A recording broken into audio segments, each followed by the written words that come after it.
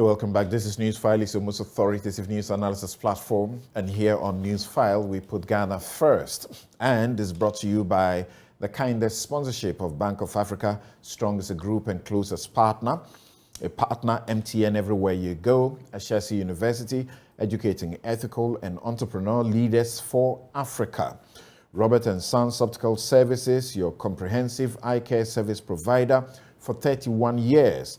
My Way Insurance. Dial *165# on the MTN to join.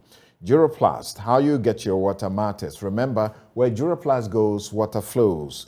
DBS Industries, roofing Papa Fie. Rehoboth Social Housing, your housing dreams become reality. Well, the whole of the day yesterday, and almost all of the nights, the nation was put through a process in Parliament. So in the end, you ask yourself, was it worth it? What was all of that noise about? Kweku Asante is Joy FM's parliamentary correspondent. He begins the discussion with me. But we also have distinguished Ghanaian statesmen, individuals who are going to help us for this discussion. We have on Zoom Professor Bafo Ajimandria. You know, that is a governance expert par excellence. Professor Kwejo Apieje Echia, lecturer, Faculty of Law, University of Ghana. You know him, he says it as it is. Now, Kweku, thank you. Sorry we woke you up too early because you had to go to bed sometime after 1, 2, isn't it? Exactly, Samson. So yesterday, Parliament adjourned sitting past almost midnight because it had to do with two contentious businesses. The first having to do with 6 of President Akufo-Addo's ministerial nominees, and the second having to do with some 2 outstanding judges who the president nominated in July of last year, but it's taking almost a year for them to get their approval because of some political gridlock in Parliament. So, Samson, let's start from the ministerial nominees. It had taken the whole day. The minority had insisted, and even the National Democratic Congress, the mother party, had put out a statement whipping all its MPs in line, asking them to vote against 6 of President Akufo-Addo's ministerial nominees who were set to replace some ministers who had resigned to focus on their presidential ambitions and others who were being promoted to substantive ministers of state in certain substantive ministries. So that vetting had taken place several weeks ago, but because there were no consensus between both sides in terms of what to do with these nominees, the vote had not taken place. But given that Parliament is just set to go on Easter break next week, the majority side know that these are crucial businesses that they have to take before they go on break to return in May. And so next week, some more business will come, the one having to do with the 3 new tax measures, as well as the one on the Electoral Commission's CI. So it was on Thursday that this decision was expected to take. There was no agreement. The debate on the motion was actually concluded, but the vote could not happen because both sides were still haggling over the issues. That also went deep into the night, around 9 p.m., before the Speaker of Parliament said he was really tired, he could not continue sitting, and to adjourn sitting to the next day. When they came today, it was expected to be a numbers game because the minority had tried to get some compromise with the majority side and had failed. Indeed, the Thursday, they had gone into what is called a joint caucus meeting to try and get some arrangement to see if they can move this forward. And one of the key proposals that were put forth was that the majority were willing to sign an undertaking that they are going to back the NDC on their opposition to the Electoral Commission CI, which will make the Ghana card the sole identity document to register as a voter. Invariably, that arrangement fell through because the minority insisted that an undertaking was not enough, and they wanted the CI laid in the House, and then if they could make some compromises on their positions on the taxes, the ministerial nominees, and President Akufo-Addo's nominations to the Supreme Court, they would do so. So that agreement fell through. The next day, we had to just vote. For about 2 hours, MPs were arguing, literally at each other's necks, as to how to position the ballot boxes.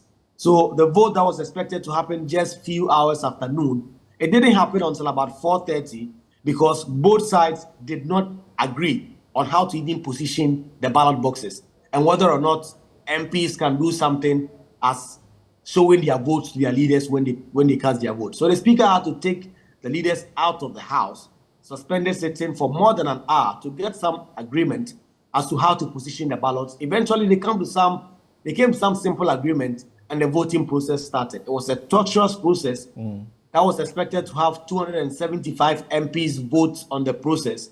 Eventually, only 272 voted. 3 did not. The 3 are NPP MP for Dom Kwabinya Sarah Joasafo, who was absent on the day, and also NPP MP for Kumewu, Honorable Philip Basua, who was also absent on the day. The interesting thing is that only the previous night he was available in full health and strength on the floor of the House, expecting that the vote to happen. Eventually, when it didn't, the expectation was that he will be there the next day. He wasn't.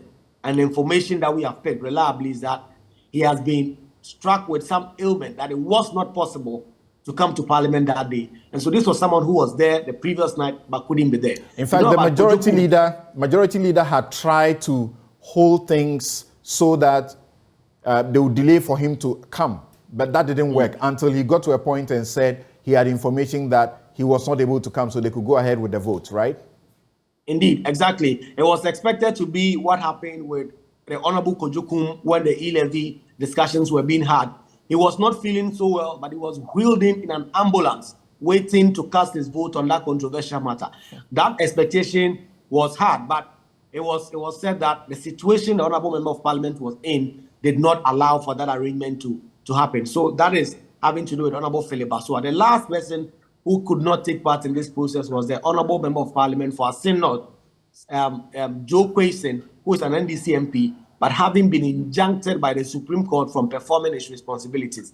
So 273 MPs voted without these three. And Joe Quayson too. I thought we understood that the Supreme Court's decision to injunct him, and there was a certain, assurance that the case will be dealt with speedily, expeditiously, so that his fate will be determined whether he should come to Parliament or he should not. So why are we, how many months since the injunction?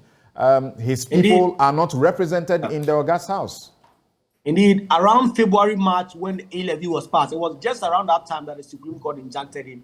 It's been a year now, and that case has barely traveled in the court. Indeed, his lawyers and the former chief whip on the minority side, Muntaka Mubarak, had complained to me that it appeared that the Supreme Court was only interested in injuncting the MP from performing his duties, and then they've stopped hearing the case. They've complained that there are certain motions that they've filed in court.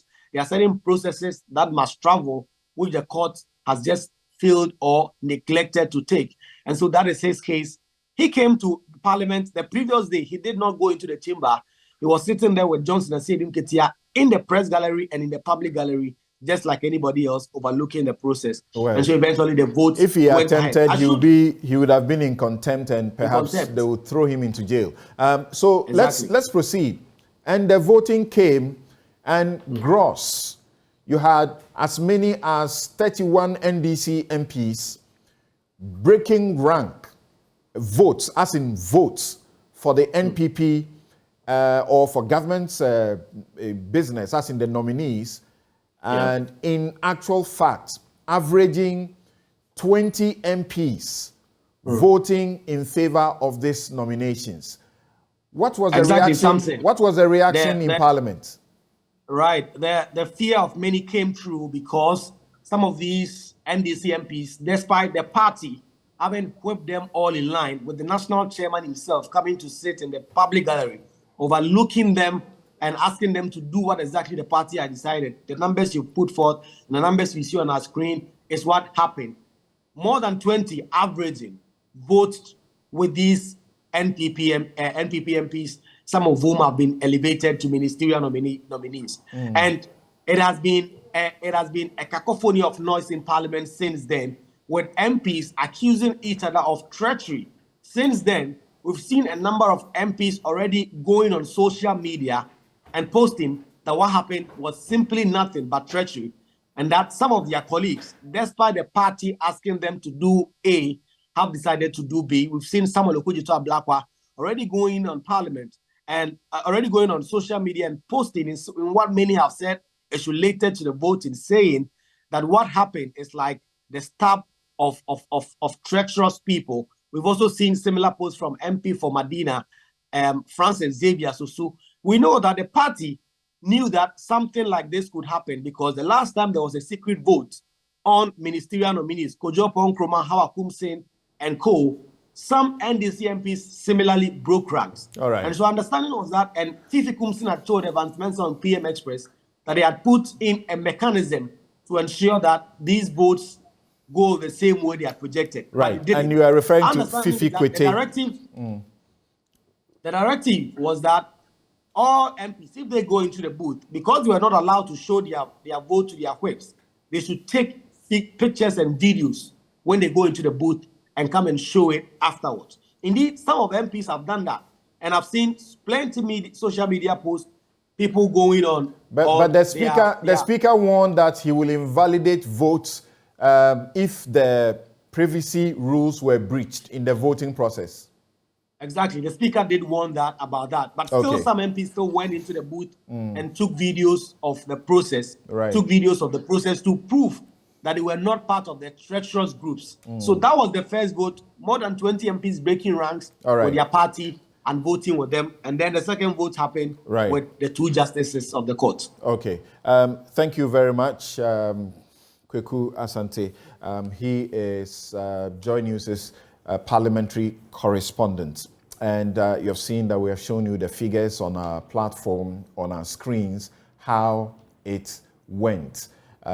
For the benefit of those of you who are listening to us by radio, and if you are just waking up to the news, KT Hammond for Trade and Industry, he got 154 votes.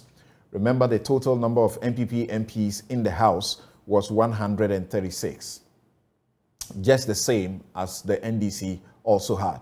19 abstentions were recorded. There was one abstention recorded and one rejected ballot. 116 voted against his approval. That's from the NDC side. We suspect that is what it is. Brian Echampong for Food and Agriculture, he had 167 votes. 98 voted against him. There were 4 abstentions and 3 rejected ballots. Mohammed Amin Adam, Minister of State at the Finance Ministry, he had 152 votes. 117 voted against him, 1 abstention, 2 rejections. Osei-Bonsu Amwa, Minister of State at the Ministry of Local Government and Rural Development, he had 149 votes. 120 voted against him. There were 3 abstentions. Dr. Stephen Amwa, Deputy Minister for Trade and Industry, 146 votes, 123 votes against him, and then 3 abstentions. And then Stephen Asamoah Boateng, Minister for Religious and Chieftaincy Affairs, 147 votes, 122 against him, and then there were 3 abstentions for him as well. For the justices to the Supreme Court, George Kingsley Kumsin, he had 139 votes, and then 133 against him. There were no rejected ballots, there were no abstentions, and then Justice Jehu Yao, Ernest Yao Jehu, had 138 votes and 134 against him. There were no spoiled ballots and there were no abstentions. Now, let's speak to our guests. And Felix Ofosu-Kwakye joins me in the studio. Thank you very much for making time to join us. But as I announced to you already, we have Felix Kwakye Ofosu. I should be the last to make that error. Yes, because we started all the way from KNUST when he was a student leader. Yeah. and I used to have a show that I hosted them on. Now, Professor Bafo Ajimandua and Professor Kwadwo Appiagyei-Atua, let me begin with you. First, what are your thoughts about what happened? The NDC, as a party, had issued a statement publicly and asking its members to vote en bloc against the ministerial nominees. And the principle that they said they stood for was that there have been cries all across the country, but the president has not been listening, that it's enough. He can work with the ministers he has already. He doesn't need to replace those who have resigned. He doesn't need to add on and so on. Yet, what happened, happened. What are your thoughts, Professor Bafo Ajimandua? Well, thank you, and again, thank you for having me. We have been watching this for some time at the Parliament, and personally, I wasn't surprised at the outcome, because normally, in such circumstances, you are going to find out that the wheeling and dealing on the floor of Parliament, on both sides and across barriers, eventually will determine the outcome. The outcome doesn't surprise me. I knew that the government side will win. How did you know that? How did you know that? Because the majority were very hesitant to have a vote. And yes, at all times, it became obvious that because they knew they didn't have the numbers, it was dangerous to allow a voting process to go through. And so, as we understand, they actually tried to make some trade-offs. You know, the CIA matter, we are hearing what they sought to do with the minority, and all of that didn't seem to work. And that's exactly what so-called democratic governance means. You are practicing democracy. You wheel and deal. You trade off things. It happens in all democracies, unfortunately. And you see, this particular issue, Samson, raises some fundamental questions about the relevance of democratic practice in certain societies. It's an issue that somehow we all shying away from dealing with. Look, the structure of our politics, democratic politics, such that we have invested so much power in the executive. Whoever wins the executive is given literally every power within our political framework. And with that power, you are capable of influencing those who may even go against you. So if you follow closely, when the majority side decided to suspend the voting, they knew what was happening, and they knew that if they delayed the process, they are going to be able to get some other guys from the other side to join them. And this is what you should expect, you know. So for me, the outcome doesn't surprise me. I knew that majority side would have his way. But how do you take this? How do you take this? That the suggestion that they were ready to trade off the principle that there was a bloated government and they didn't want any more. And yet they were ready to trade that off for the CI to not pass. So you see, it tells you how principled our politicians are. Very principled, isn't it?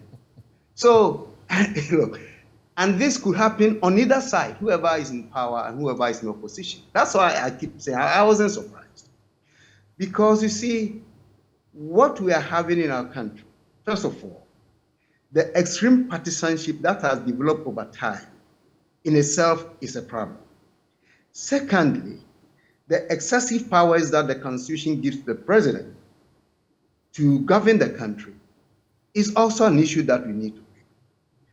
These two parties know, and fortunately, both sides have been in power almost on equal terms in terms of duration, and they know what it is to govern this country with the kind of constitution that we have.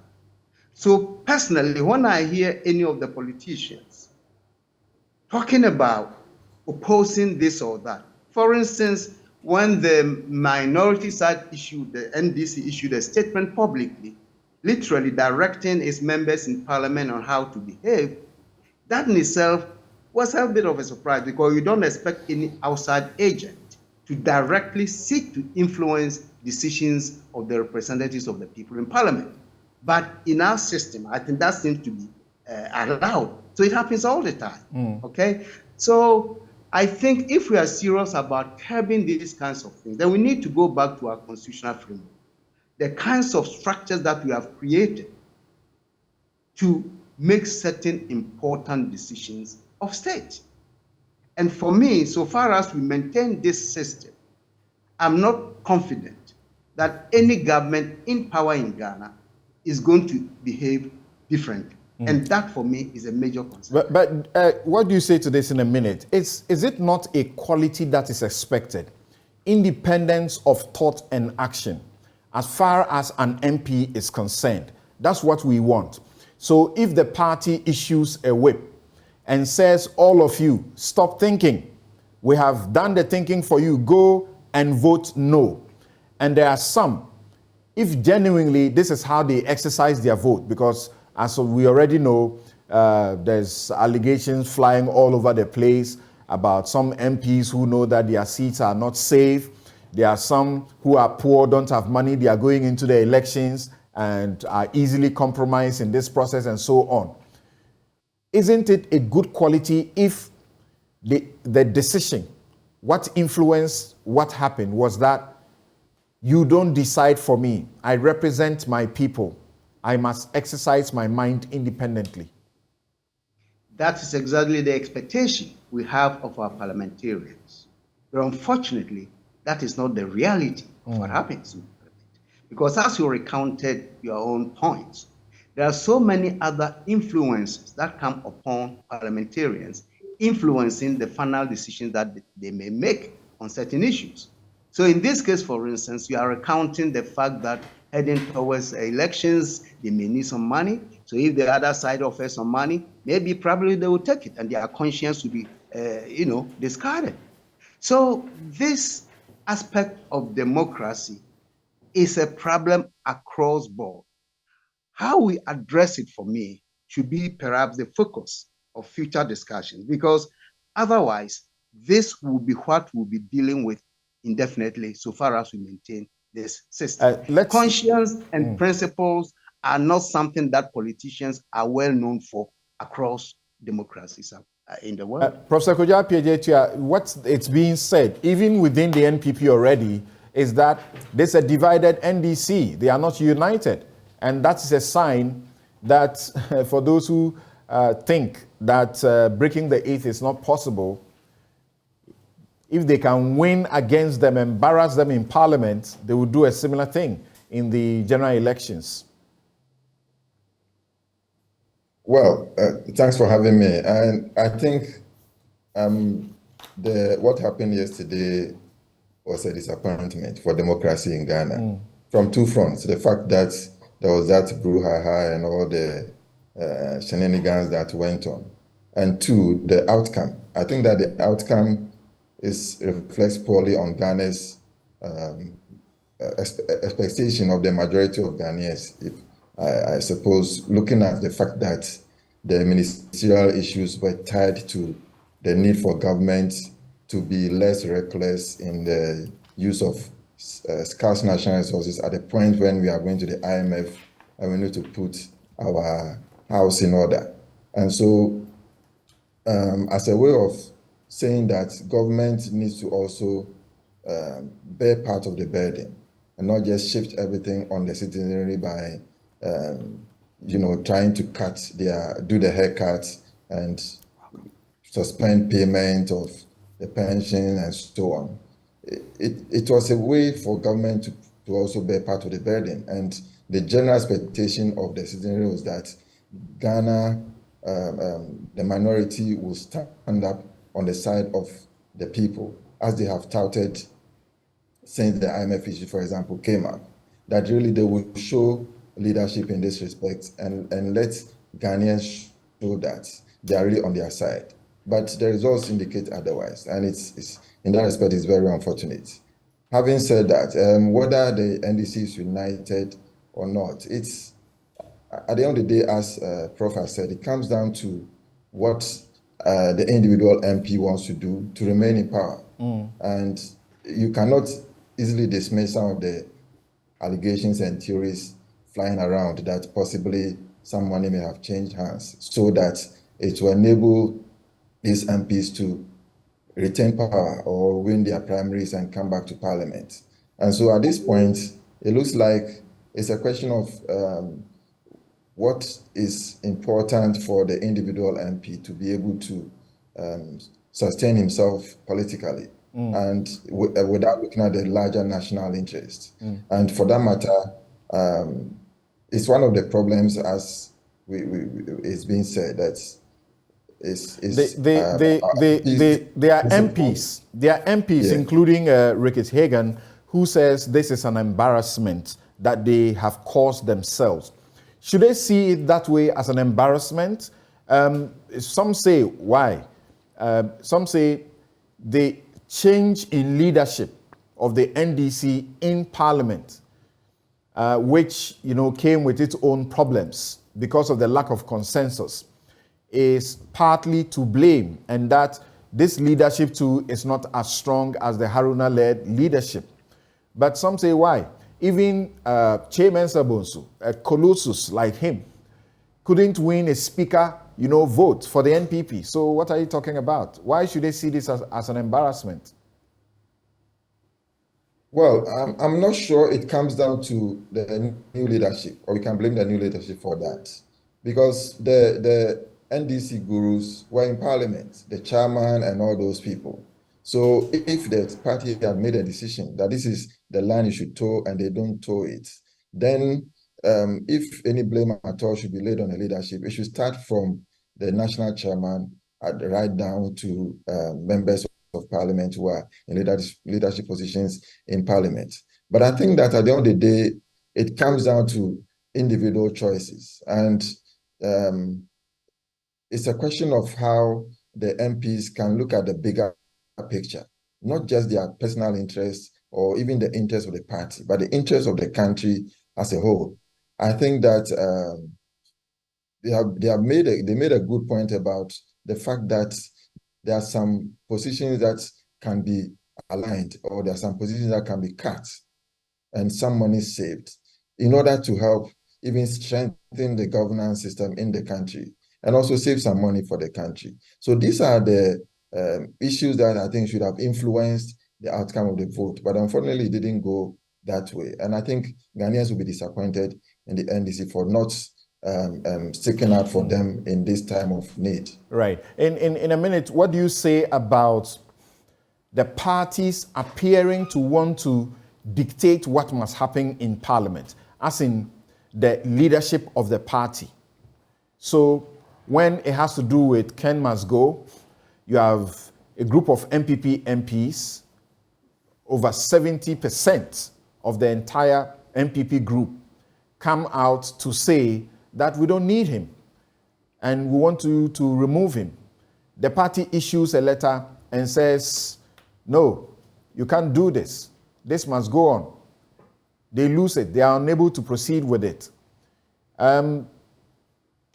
It's becoming a trend where parties will issue, letters and directives. Now the NDC also doing the same, issuing directives to the MPs there. Is it good or bad for the democratic practice that the Parliament leadership is not giving a free hand to operate? Yeah, it's a good point, but in all democracies, in all political party systems, we have a situation where the party has an agenda and they want membership to toe that line. They also, and therefore, for that matter, that's why we have the whip system in Parliament, so that the whip can ensure that the decision taken at caucus is what is reflected in their votes and the decisions they make in Parliament. But there are situations at times where they are allowed to vote according to their conscience, and that is where they are allowed that free vote to follow. And to determine if this is a good policy or not, I think it depends on the issue at stake. I think they have to read the mood of the country or the people and realize that this is what the people need in Parliament, and therefore it is important that individual interests do not sidestep the realization of that goal for the larger good of the society. Right. Let's hear from the... Yeah. Please complete if they toe the line, I think that is fair. It's all part of the democratic process. All right. But there are situations where it is just in the interest of the party, and therefore in that situation, I don't agree with the decision to be forced or compelled to vote in one way or the other. All right. Thank you very much. And so, Prof. Piagetua and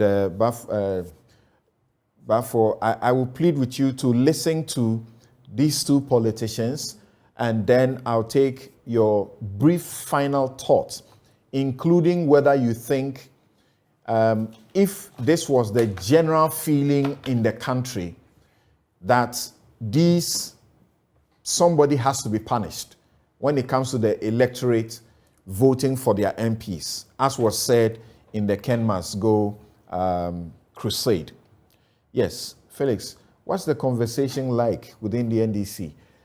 Rickett Hagan says he's very sad. He hasn't slept all night.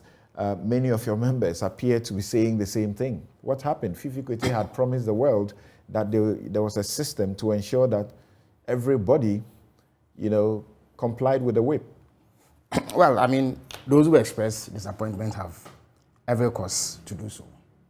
But let me begin by placing it on record that the leadership and general membership of the NDC remains implacably opposed to the obnoxious policies of this unhinged, reckless, and in some instances, utterly useless government that has become an albatross around our neck. And many of the things that this government has done has met with the disapproval of large sections of the Ghanaian population. And they depend on you. If they depend on you and you fail them, what's the point? I'm about to make the point. First of all, the Ghanaian people too have a responsibility to watch who they elect into office. You see, you cannot go and elect a useless government and shift the burden on policing them on another party. There's a reason there's opposition. Yes, but there's a reason why you also have the opportunity to vote. Nobody can tell me that there wasn't sufficient reason to give pause to the electorate not to elect President Akufo-Addo.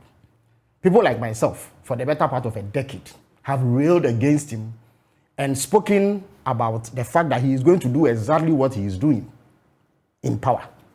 Some people labeled us babies with sharp teeth, vilified us, and called us all sorts of names, and somehow went to elect him. Today, he is living the worst governance ever seen under the Fourth Republic, if not in our entire history. So the electorate too must take their share of the burden. That when you see that a leader is wrong and cannot govern, you don't go and elect him. The electorate must be commended that last night you had equal numbers. I'll make the point. You failed as an opposition. I'll make the point. If you think that the pulse of the nation was to vote against this. I'll make the point. But you see, the pulse of the nation should have been to reject Akufo-Addo at the polls, especially after what he did between 2016 and 2020. If that had been done, we would not be having this conversation. You see, what President Akufo-Addo has done is blue murder. He has destroyed our country. When it comes to our economy, we are a laughing stock. He has reduced us in the eyes of well-meaning people around the world. We'll talk about the economy for now. We are talking about the failure of the opposition in Parliament. But what is even more shocking is that after destroying the economy, he decides that he will do absolutely nothing to stop what caused the destruction. One of them is an exceptionally bloated government that is not efficient and that in many respects we could have done without. Now, I agree entirely that with the numbers that we have in Parliament as a party, we have the capacity, at the very least, to put spokes in the wheels of this government when it decides to misrule and misgovern in the manner that they are doing. That is why the national leadership of the NDC and various sections of the party made the effort to engage our parliamentarians. You see, people speak as though the leadership of the party sat at our Adabaka office and issued the fiat. I am aware of engagements with the MPs by leading lights in our party to impress upon them the need to toe this line.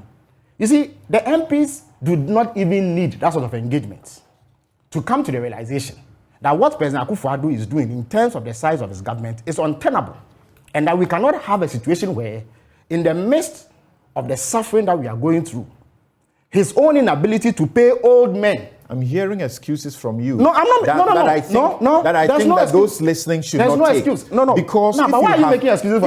If you have equal numbers, if you have equal numbers last night, but you have not made me. And you cannot cannot do the work of the opposition. And the president is still capable of doing everything except change a man into a woman. Then you are useless opposition. It is the president and his government who are useless. They are the ones who have plunged us into this gap. I don't know of any jurisdiction in the world where the opposition is held accountable for the uselessness of a government. You see, and don't encourage that narrative.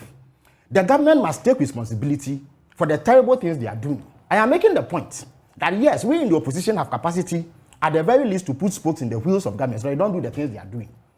The leadership of the NDC took steps to ensure that. Apart from the leadership of the NDC, there are very prominent figures within the party that also took steps to ensure that that is done. I am saying that the MPs themselves, even without prompting or prodding, should have been aware that the right thing to do was to vote against these ministerial nominees. Not because there was anything wrong with the personnel, the specific individuals, but because it was the only way to create a stalemate that will compel President Akufo-Addo to climb down from his ivory tower and stop the useless governance. Unfortunately, there appears to be a handful of MPs who believe that it is right to aid the destruction of our country.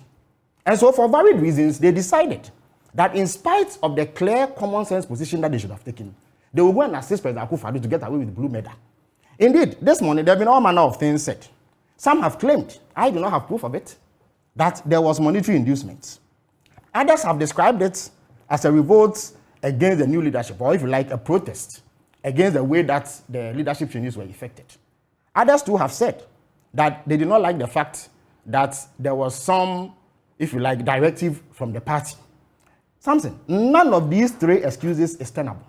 Because at the very least, the constituents who put the MPs in power or put them in parliament expect that they will be represented. And you and I know, without even any scientific research, at least if the commentary that has been done publicly by various sections of our people is anything to go by, you know that people are very, very much opposed to the way that this government is bloated, and therefore expected that the MPs would act in a manner that was consistent with their aspirations and expectations if President Akufo-Addo would not do what he has to do. But unfortunately, they were let down by a handful of our MPs. But if you check the pattern of voting, an overwhelming majority of our MPs voted against the ministerial nominees, which then suggests that the NDC as a corporate body, as an entity, cannot be said to support the misrule and misgovernance that is going on. It is the case that we have a few faith columnists who do not appear to understand that it is not in the interest of the country, and I'm not saying the NDC, because really this is not a case where the NDC is simply deciding to do politics by frustrating government on a legitimate exercise.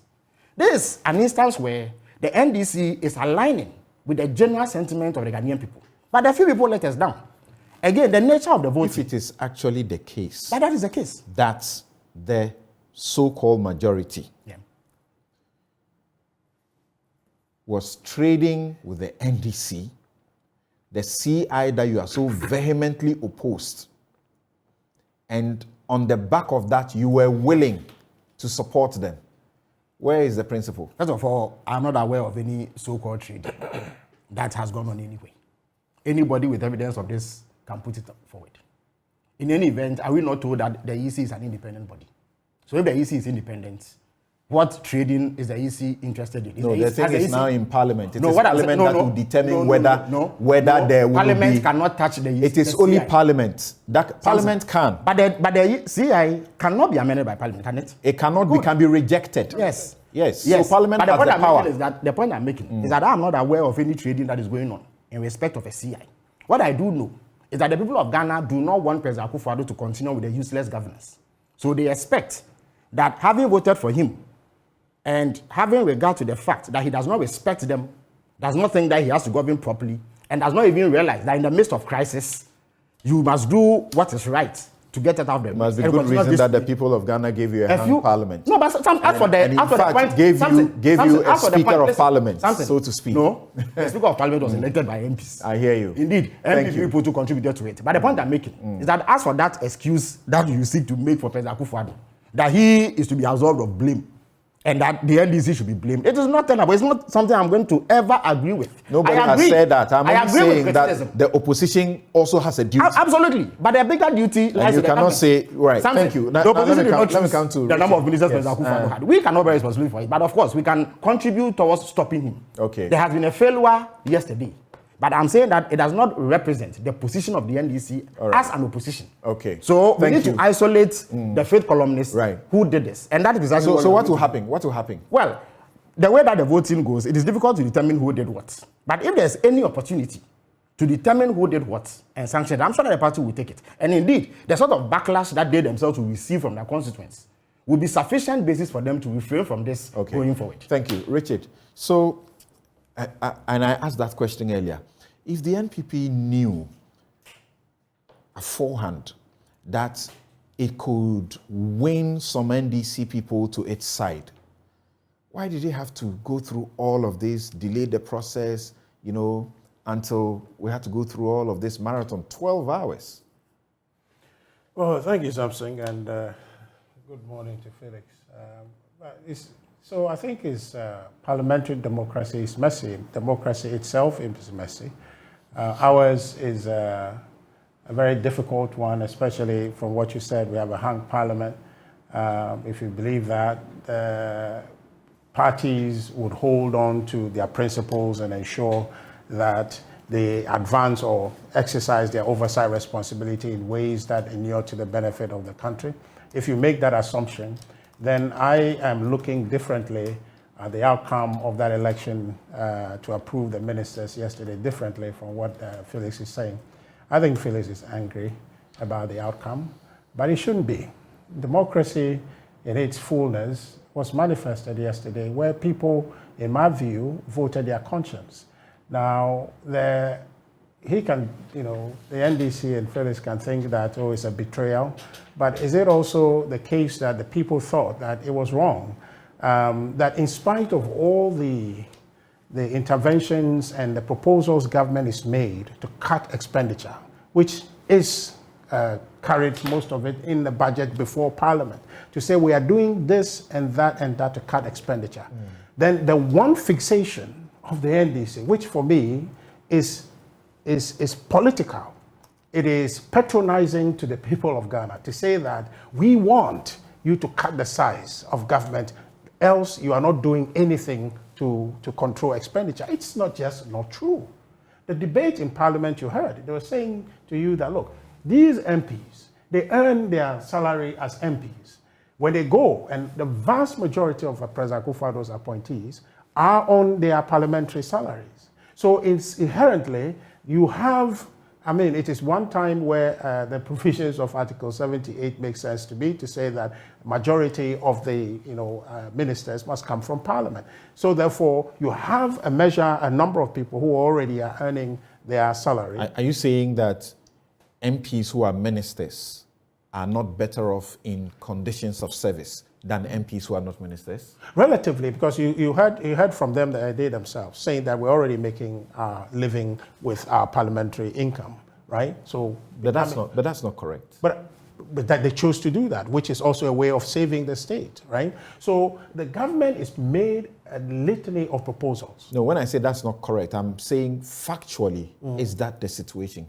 In reality, there are conditions that are attached to being a minister, and they are enjoying all these conditions. Right. And the salaries too, is it true that they are taking only MP salary without more?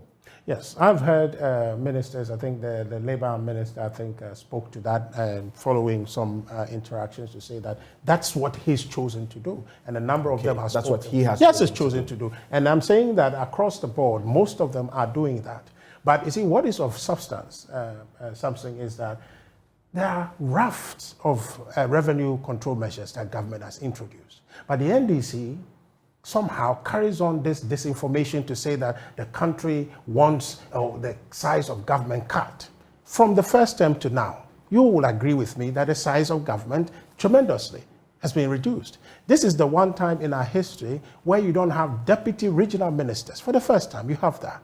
So there's significant concessions made in that direction. But you see, we shouldn't overlook the fact that there's a mandate given the president. He needs a team to do it. Sometimes you are seated here. You have a producer, an assistant producer, and below that are people. You need a full complement of that team to support you on air to make sure this thing is running the way it ought to be. If anybody comes to say that, okay, well, we are cutting our budget here at multimedia, and so therefore you are entitled to only one producer, perhaps you can make do, but it will make your work difficult. If you don't deliver, you cannot go back and say because you cut the budget, they will just tell you, deal with what we have given you. But see, the business of running a state is almost like flying a plane. You don't want to make mistake up there in the air.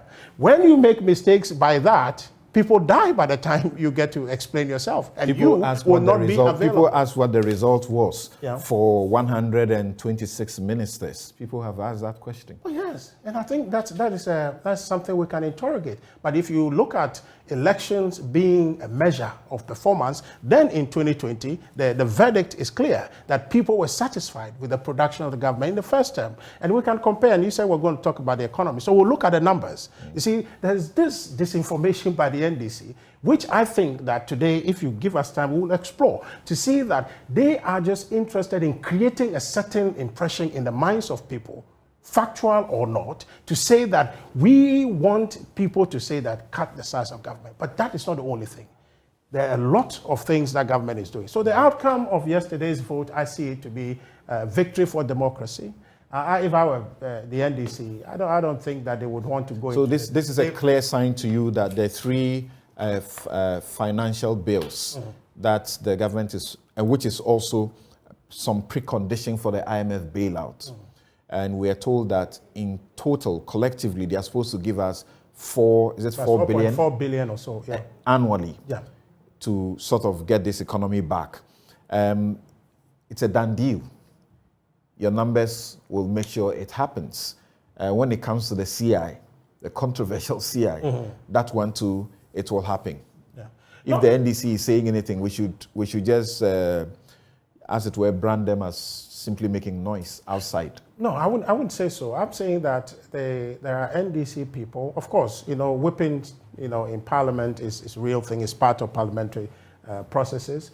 But I'm saying that to a very large extent, you will see a coming together of people who understand that we have a stake in the running of the state to say, if there's a responsibility we have to ensure that governance carries on, as Parliament, we must do our bit. Yes, they can choose to say we're not going to vote for it, but it will come again. It will come again. At a certain point, you have to think about it and say, well, what is my interest? Is it for my party to look good or for my country to look good? And that's where the break would happen. Okay. I think that if you look at what the NDC, they are crying about this morning, that our people went and joined and all of that, you can decide not to approve them on one count, but the vote will come again. And at some point, you'll be seen as the person obstructing. Because what I saw yesterday was people saying that, look, enough.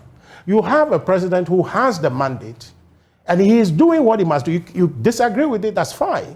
But you don't tie his hand behind his back and say that you will not give him the team that he needs to be able to do the work that he's brought to do. So please, it wasn't a bad day for democracy. I heard Dr. Tiahine earlier who was talking about a sad day for democracy. It's not. I'm beginning to cringe when I hear people, because people voted their conscience, they are trying to make it appear as if, the NDC must vote against them in order to have that, we have a functioning democracy. It's not true. Thank you. I think we should desist from that conversation. So, Professor Bafo Ajmendia and Professor Kojo Appiah-Tuah, I am back to you on what I sought to ask you earlier.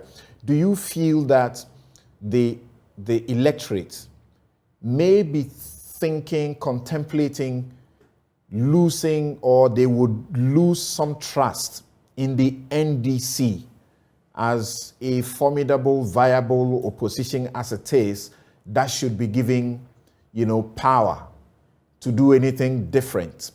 When there was overwhelming cries in this country for Ken Ofori-Atta to be removed, people put their faith in Parliament that they will do so. The NDC said if they had just one support from, the majority, they would have made a success. What does this tell you? And do you think the NDC as a party will suffer any repercussions for this? Professor Bafwe Ajmendia first.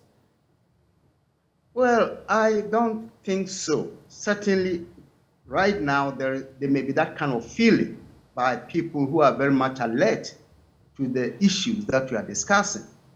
But so far, I am not familiar with any study that will indicate that because of a certain misbehavior, so to speak, in Parliament, therefore the electorate as a whole will be turned against that particular party. I don't think that is the case. I think that, first of all, this connects to what my friend Mr. Kwachi Ofosu said earlier, putting the blame on the electorate for what has happened by electing President Akufo-Addo. But the fact is that it's the politicians who present themselves to the electorate, and based on their presentation, the electorate makes the decision. That's number one. So, and of course, in addition to that, we have created structures that beyond elections, we also expect these structures to work. And one of them being the structure of political parties in Parliament. So the expectation of the opposition, therefore, is perhaps to carry on what perhaps the electorate will expect in terms of check and governance. But in this case, clearly, we find that that did not take place. If we assume that, in fact, overwhelming majority of the electorate expected these particular nominations to be defeated. There's no study confirming that. But I think the political... President Mahama's comments are here. He says that just about 5 minutes ago, he says a couple of weeks ago, our NDC group in Parliament announced a principled position, not to approve any new ministers until the president has taken steps to significantly reduce the size of his government. This position was supported by a broad section of Ghanaians and public advocacy groups. I don't know a public advocacy group that was against this position. Right. Unfortunately, Ghanaians were sorely disappointed yesterday when several members of the minority, for some parochial and personal interests, voted against the principled position adopted by the party. I am also disappointed. Those responsible for this betrayal must do some serious and soul-searching and learn to place national interest above personal interest. Equally disappointing is the president's refusal to to seize the opportunity to realign and downsize his bloated government when the NPP flag-bearer hopefuls and the chieftaincy minister resigned. I still believe, as I said in Ho recently, clearly in this time of crisis, the excruciating hardship President Akufo-Addo and his MPP administration and some of our MPs are out of tune with the mood of the Ghanaian people. I still believe, as I said in Ho recently, that in this time of crisis, government can still run efficiently with not more than 60 ministers. Well, Professor Adai and others say government can run with 40. Some actually say less than 40. Then he concludes by saying, for our grassroots members and all Ghanaians who are disappointed by this insensitivity, I urge you not to despair. 2024 offers us an opportunity to work hard to defeat this reckless government that seeks to destroy our democracy and the very livelihoods of Ghanaians. An opportunity for us to work and build the Ghana we all want from January 7, 2025. Wow, I think the former president has been very harsh on his people in Parliament. If you call your own people betrayal, I'm not sure how these people are going to be working directly with him. So I find that statement on his own people to be a little bit too harsh. I wish he had moderated his criticism of his own people in Parliament. Because as we've been talking today, ordinarily we will expect parliamentarians to vote according to their conscience. When the party decides to keep them in line, well, they have a job to do, but ultimately it's these individuals who are going to decide. So if they decided against what the party's position has been, I think certainly you are disappointed, but I don't think it's an act of betrayal. Okay. Maybe they serve their All right. Professor Appiah-Ejetua, what do you also say? Do you sense that, as you said earlier, that Ghanaians, the mass of Ghanaians who felt that this was a good position, are disappointed? Do you feel they may take it against the NDC? How do they feel when the NDC this morning, in a few minutes, we are going to the issue of the appointments to the EC? The NDC is crying hell that you shouldn't appoint your party people to the EC. But you are in Parliament where you have the opportunity with equal numbers to check some of these. At least there's a judge that you guys said previously he had contested elections on the ticket of the NPP. And for that reason, he should not be approved. And yet, he's approved. So how do you expect us to take you seriously? Exactly the point. I think at this point, the Ghanaian populace will see the NDC as blowing hot and cold because their flag bearer to be, or the hopeful, the former president, Mr. Mahama, seems to be building a certain level of manifesto, if you like, for the party, based on the weaknesses or some of the lapses that the NPP has displayed. And so to talk about, for example, a bloated government and a need to downsize the government is something that it is anticipated that the NDC will carry along if voted into power. And so for the MPs to vote against that line shows that is it just a question of public relations gimmick that the president is manifesting, and that if the NDC is voted into power, isn't it going to maintain or keep the same line? And so that certainly will create a sort of confusion in the minds of the people. And in my sense, it may cause a distrust in the NDC that we cannot trust you on what you are saying when you vote the other way around, because whether you belong to the NDC or NPP is not the point.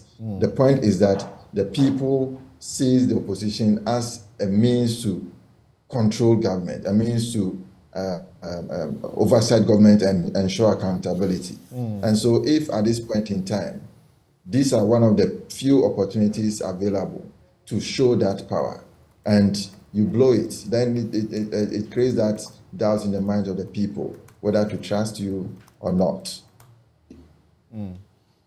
All right. Thank you very much, Professor Appiah-Ejetua. And we will take a quick break. When we return, we are going to the question of accusations that the president is tainting the neutrality or damaging the neutrality and independence of the Electoral Commission by the 3 appointments that have been made so far. We'll also share some of your views with you on this matter. Thank you. We'll be right back.